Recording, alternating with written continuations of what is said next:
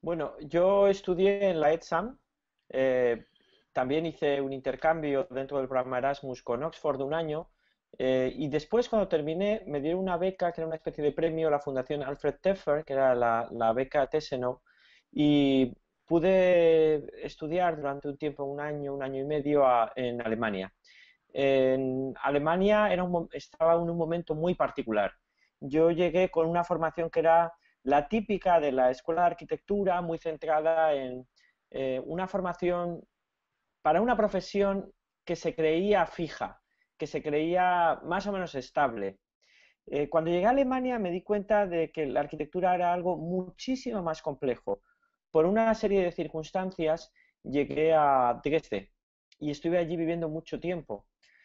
Y Dresde estaba en ese momento, era 10 años después de la reunificación de Alemania, de la caída del muro, y estaba en un proceso de continua transformación y una transformación muy radical, no solamente de la ciudad y de sus edificios, sino sobre todo de la manera en que la sociedad se relacionaba con esa ciudad y con esos edificios. Esto fue un aprendizaje extremo, porque yo me di cuenta que muchas de las herramientas que había aprendido en la escuela de arquitectura, en la ETSAM, no no tenían ninguna relevancia en esos procesos y que sin embargo esos procesos estaban cargados de discusiones y de coyunturas que eran estrictamente arquitectónicas. Esto fue el origen de un trabajo sobre la vinculación de la arquitectura con lo político, que me llevó después a llamar al estudio que dirijo, Oficina de Innovación Política, y que me ha llevado a desarrollar toda una serie de trabajos en los que lo he edificado, proyectos que he podido hacer, como la Casa Sacerdotal Diocesana de Plasencia, la Casa en Never Neverland, los Scarabox, la Tupper Home, todas estas edificaciones, la Rolling House for the Rolling Society, el Sweet Parliament Home, todas estas cosas que he hecho en España, en Corea, en Abu Dhabi ahora, eh, están explotando el potencial político de la arquitectura. Y esto es algo que también, yo no solamente he sido alumno, también he sido profesor y soy profesor.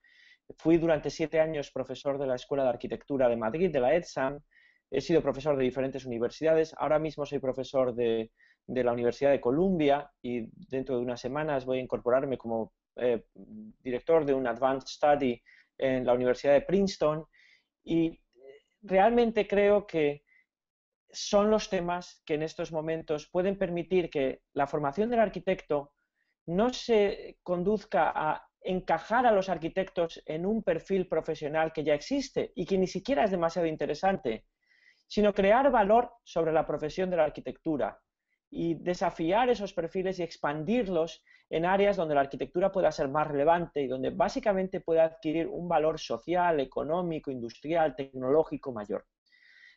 Creo que esto es posible si explotamos este alcance y esta dimensión o esta entrada en lo político de la arquitectura.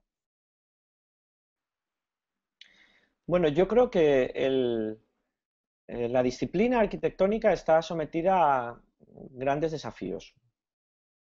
Uno de ellos es que realmente estamos operando en un mundo globalizado, pero un mundo globalizado en el que los canales son muy desiguales y muy asimétricos. Esto significa que en una dirección hay mucha capacidad de acción y sin embargo en otra dirección no tanto, y que algunos fragmentos del mundo están súper conectados entre sí y otros muy desconectados. Estas asimetrías y esta conexión desigual que hace que, por ejemplo, haya canales muy fuertes entre, por ejemplo, Nueva York y Londres y mucho más débiles entre, por ejemplo, Chile y Alaska, es en realidad un campo de oportunidades. Un campo de oportunidades para ajustar la profesión frente a, digamos, situaciones de crisis que no han sido abordadas previamente. La segunda cosa que me parece muy importante es que realmente la tecnología está cambiando mucho y que ningún dispositivo tecnológico en estos momentos se resuelve desde una única disciplina. Es decir, que cualquier tecnología relevante, los aeropuertos, la telefonía móvil, las bolsas de tela que se utilizan en los supermercados, son el resultado de construcciones sociales muy complejas. En el campo de la arquitectura, o para el campo de la arquitectura, esto significa que tiene que desarrollar herramientas y protocolos para trabajar compartiendo su agencia.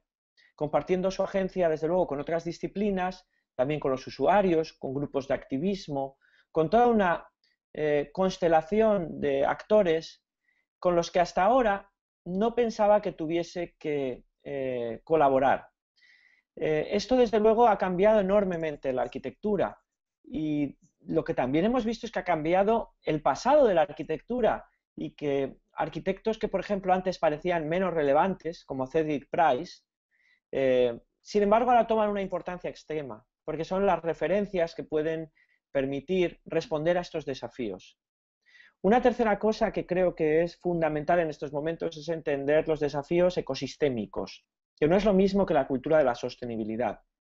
Creo que en estos momentos cada vez somos más conscientes de la necesidad de superar las posiciones humanistas, las posiciones coloniales, las posiciones que partan de una hegemonía cultural, tecnológica, ideológica o simplemente un reparto hegemónico de poderes. Principalmente porque no funciona, porque estamos viendo que, desde luego, actores no humanos, como por ejemplo el agujero de ozono, están participando de las agendas de la arquitectura. Y también estamos viendo que las hegemonías culturales están siendo desafiadas. En una ciudad como Madrid, por ejemplo, la presencia de otras culturas, de conexiones con contextos alejados, hacen que realmente ya no podamos pensar en una especie de irradiación de la cultura europea al mundo. Estos desafíos coinciden además con un momento muy difícil para la profesión, claro, porque el paro entre los arquitectos y entre los arquitectos jóvenes o la necesidad de emigrar es muy alta. Yo creo que esto, contrariamente a lo que se dice muchas veces, es terrible.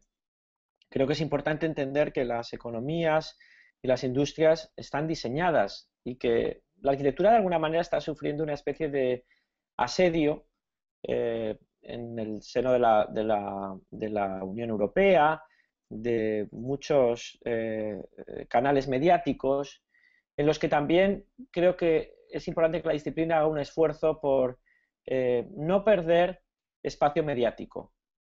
Y creo en términos generales que estos son espacio mediático y también protagonismo en las políticas públicas.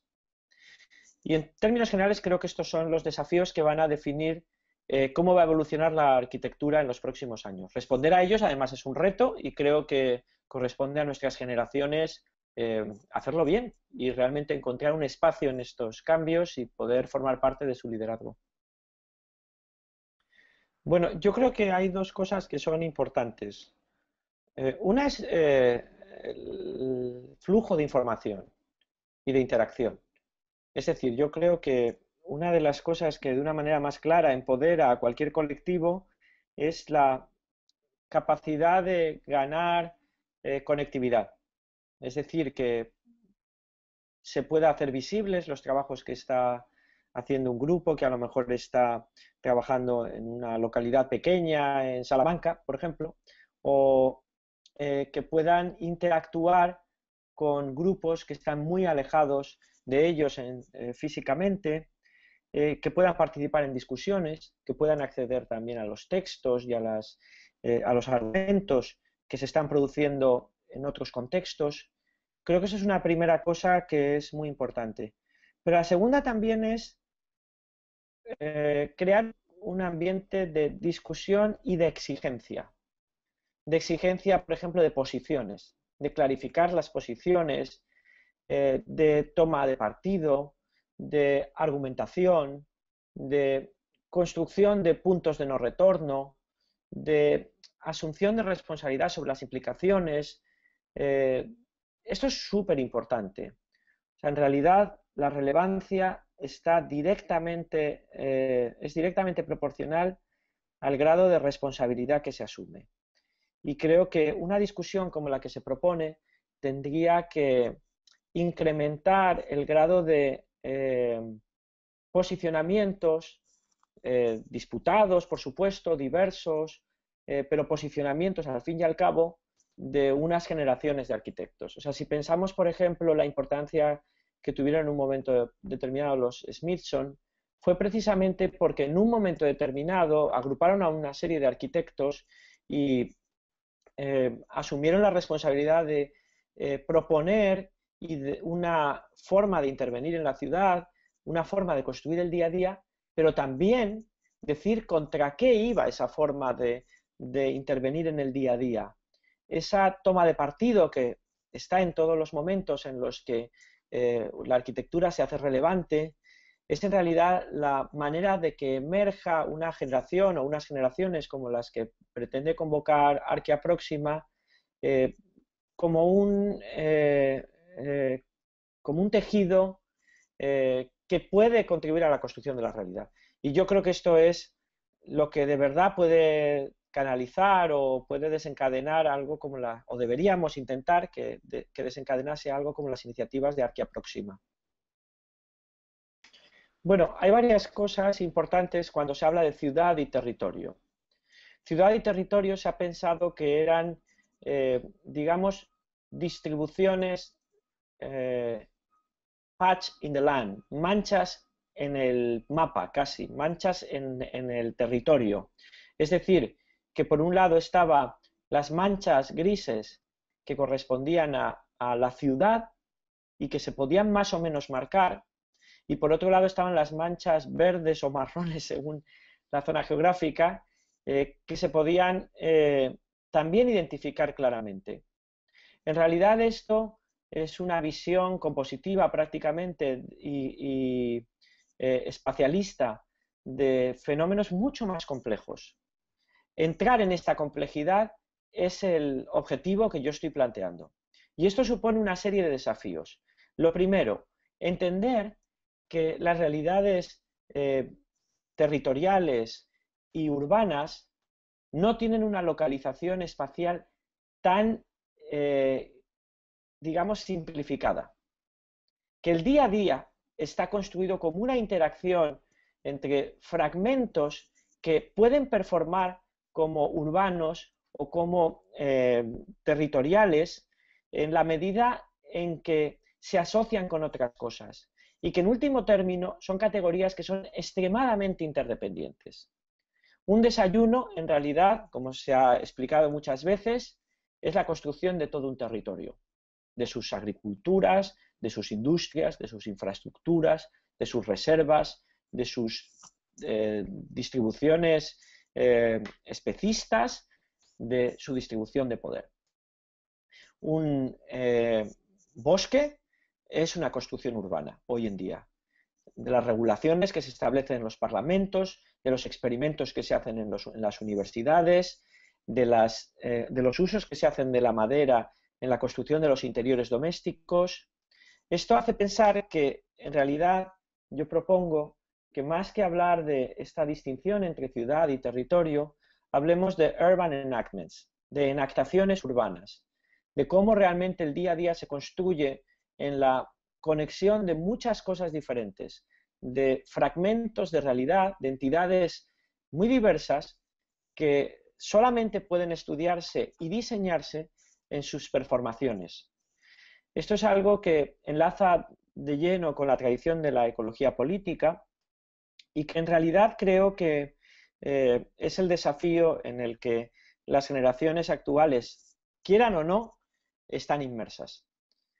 Y yo creo que lo bueno de algo como Arquea Próxima es hacerlo explícito y poder discutirlo, porque discutiéndolo entonces encontraremos posibilidades no desveladas todavía para ganar relevancia dentro de estas nuevas formas de construir el día a día.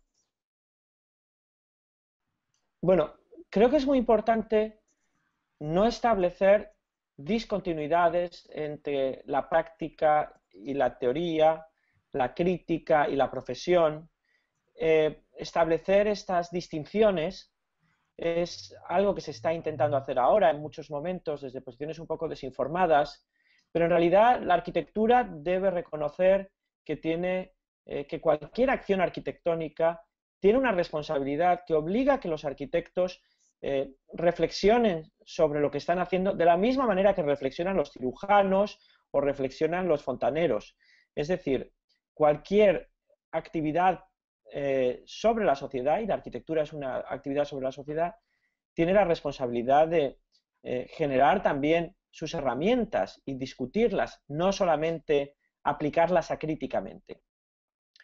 Esto además es un enorme capital en el contexto español, en el que los arquitectos más interesantes han sido arquitectos que han asumido las posibilidades y el potencial de reflexionar sobre su trabajo, sobre la sociedad, sobre las tecnologías, sobre la ciudad, al mismo tiempo que trasladaban esas reflexiones, las ensayaban, las acotaban en experiencias concretas. Creo que es importante entender que hoy en día la crítica no es algo externo a la práctica, ni siquiera es externo a los dispositivos materiales. Es decir, llevándolo al extremo, los dispositivos materiales son hoy en día objetos críticos, objetos que evalúan sus comportamientos, sus funcionamientos y que incluso envían datos a tiempo real sobre estos comportamientos, estos efectos, e incluso son sometidos a evaluaciones colectivas, desde un restaurante hasta una central nuclear, tiene evaluaciones colectivas que están disponibles, según el caso, con más o menos transparencia, pero que de alguna manera marcan la línea de cómo se va a equipar críticamente nuestro mundo en un futuro próximo. Yo creo que asumir esto es importantísimo. Creo que es cierto que que existe siempre la tentación de convertir una disciplina en un oficio, es decir, de convertir una actividad compleja que reflexiona sobre sí misma en una especie de aplicación de unos códigos prefijados. Pero debemos ser conscientes de que algo así en realidad es un enorme empobrecimiento para nuestra profesión.